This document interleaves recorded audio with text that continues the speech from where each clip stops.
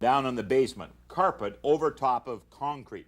Let me pull back this carpet and show you what takes place underneath the foam underpad.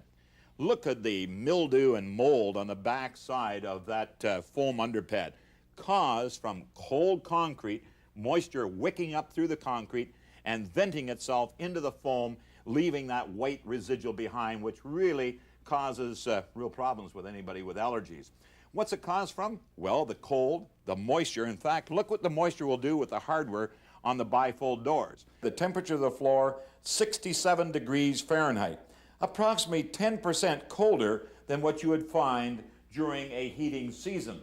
Now, this being the summer, you can imagine how cold it might be in the wintertime. Warmfoot is a multi-dimpled structure, as we see here, manufactured out of a high-density polyethylene material.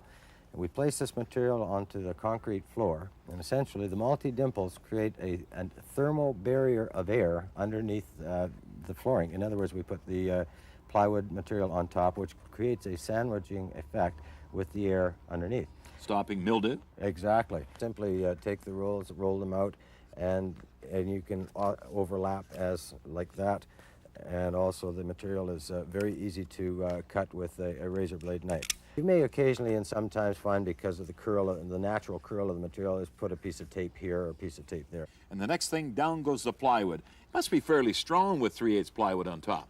Shell, the strength factor is incredible. You can actually get up to a 15,000 pounds per square foot weight ratio with the plywood on top. We use a masonry drill bit in a rotating hammer drill. With a depth gauge? With the depth thing, so you know exactly how far to go into the concrete. That's correct. And what you do is, once you drill in through the plywood surface board and the Warmfoot air gap into the concrete, you end up going down into the concrete like that. And then you take your fastener, the Warmfoot fastener, and you put it down in there. Flush with the top of the plywood? Flush with it, that's correct. Then a heavy hammer, and you just wrap that down. But if you planned on putting vinyl flooring down, like tiles or vinyl, then a multiply approved underlay plywood would be screwed on top. Well, the carpet's back in, and oh, does it ever feel nice and warm and cozy down here. 79 degrees. What a difference.